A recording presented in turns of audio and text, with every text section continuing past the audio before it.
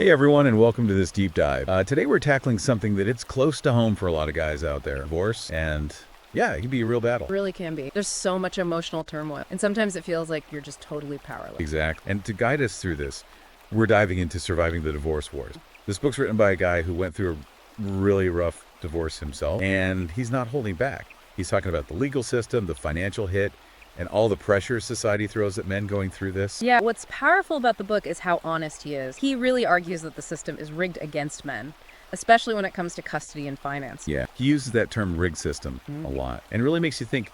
One of the first things that jumped out at me was the statistic he throws out. Fathers only get sole or primary custody 10% of the time. That's a huge red flag. Yeah, that's a big one. And it makes you question how societal expectations and the legal system are working. Historically, mothers were seen as the primary caregiver, but roles are changing, and it seems like the system hasn't caught up. Right, and that ties into the financial drain. He talks about alimony, child support. It can really wipe a guy out, especially when you add legal fees on top of that. He tells this story about a guy named John who loses custody because of false accusations and ends up paying a fortune in alimony. John's story really shows how vulnerable men can be in this system. It's not just about the money, it's about the emotional impact, feeling trapped, the potential for being taken advantage of. It's like the system assumes you're guilty until proven innocent, and the burden of proof is on the man. He argues that some women use this to their advantage, making accusations that are hard to disprove and can sway the judge's decision. Yeah, and he points out how that fear of false accusations can make men afraid to fight for their rights or defend themselves. It creates this environment of fear and uncertainty that hangs over the whole process. And it's not just the legal and financial stuff that's hard. There's also that pressure from society, the expectation that men have to be strong and stoic, the providers, even when everything's falling apart. He quotes a man who felt like a total failure because he couldn't financially support his ex-wife and kids after the divorce. It speaks to a bigger issue how men aren't really allowed to be vulnerable, to show their emotions and struggles. Society tells them to just man up and deal with it, and that can lead to all sorts of problems down the line. It's like they're damned if they do and damned if they don't. Punished for showing weakness and punished for not living up to these outdated ideas of what a man should be. And that's where his advice on coping mechanisms comes in, right? Absolutely. He says it's crucial to find support. Friends, family, therapists, people who can give you a safe space to work through those emotions and start rebuilding. And it's not just about talking. It's also about practical things like exercise, meditation, journaling. Anything that can help you regain control and feel better. He even talks about rediscovering yourself after divorce, taking time to figure out what you value and what's important to you, setting new goals that align with who you are now. Like a forced reinvention, I guess. Yeah. It can be scary, but it's also a chance to grow and change for the better. He really wants men to embrace that opportunity, to set new goals, personal, professional, anything that gives them a sense of purpose. It could be something small like learning a new skill or taking up a hobby or even traveling somewhere you've always dreamed of. It's about reclaiming your life and making it your own. He acknowledges that there are practical challenges too. You might be living in a smaller place, having to adjust to a tighter budget and juggling new responsibilities. Yeah, downsizing can be rough, especially if you were used to a certain way of life. But he says to see it as a chance to simplify, declutter, create a space that truly reflects who you are now. It's about creating a place where you can heal, recharge, and plan for the future. What about dating after divorce? That's a whole other challenge, especially if you haven't been on the dating scene for a while. He doesn't sugarcoat it. He says it can be scary, especially with all the dating apps and the way things are now, but he encourages men to go into it with an open mind and a positive attitude. He talks about being authentic, being upfront about who you are and what you want, instead of trying to fit some mold. Right. He warns against jumping into new relationships too quickly. He says, take the time to heal from the divorce, figure out what went wrong, and be clear about what you're looking for in a partner. It's about learning from the past and using that to build a better relationship next time. He even gives some tips for online dating, like how to make a good profile and how to navigate all the back and forth messaging. He stresses being honest about your situation and what you want. No playing games or pretending to be someone you're not. And he reminds guys that rejection is part of the process. It doesn't mean you're not good enough. It's about finding someone who's truly right for you, not just settle. He even shares some inspiring stories about men who found love and happiness after divorce. It shows that it's possible to rebuild and find someone who truly gets you. Stories highlight how important it is to be patient, resilient, and willing to learn and grow from what you've been through. So even though divorce can feel like the end of the world, this book shows that it's not. It's a chance to start fresh, redefine yourself, and build a life that's even better than before. It's about taking control, embracing the challenges, and coming out of it stronger and wiser. Welcome back to our deep dive into surviving the divorce wars. In part one, we talked about some of the harsh realities of divorce, the power imbalance, how men can be taken advantage of. Yeah, it can feel pretty overwhelming, like walking into a war zone without any armor. But as we go deeper into this book, we see that it's not all doom and gloom.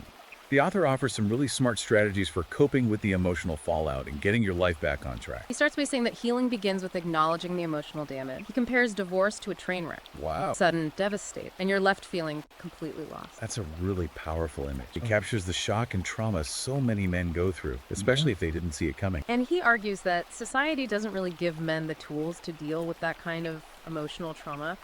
They're expected to just brush it off, bury their feelings, and keep going. Yeah, that whole man up thing. Right. But bottling up your emotions is never healthy. Right. It can come out in bad ways later on: anger, depression, substance abuse. Exactly. He stresses that seeking help isn't weak. It's actually a sign of strength.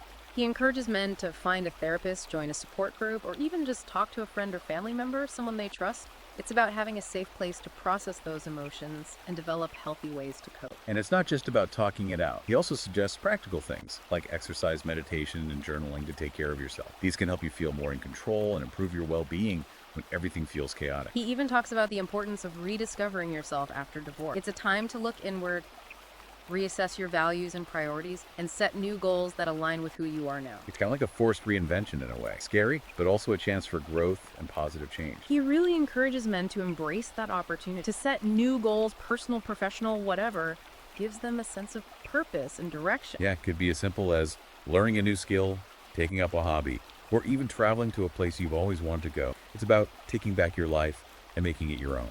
He acknowledges that there are practical challenges too. Downsizing to a smaller living space, adjusting to a tighter budget, and taking on new responsibilities. Downsizing can be tough, especially if you were used to a certain lifestyle. But he says try to see it as an opportunity to simplify, declutter, and create a space that truly reflects who you are now. It's about creating a sanctuary where you can heal, recharge, and plan for the future. What about dating after divorce? That could be a whole new world, especially if you've been out of the game for a while. He doesn't shy away from the challenge. He says it can be intimidating, especially with all the dating apps and new social norms, but he encourages men to approach it with an open mind and a positive attitude. Be authentic, right? Be upfront about who you are and what you're looking for. Don't try to be someone you're not. Exactly. He warns against rushing into new relationships too quickly.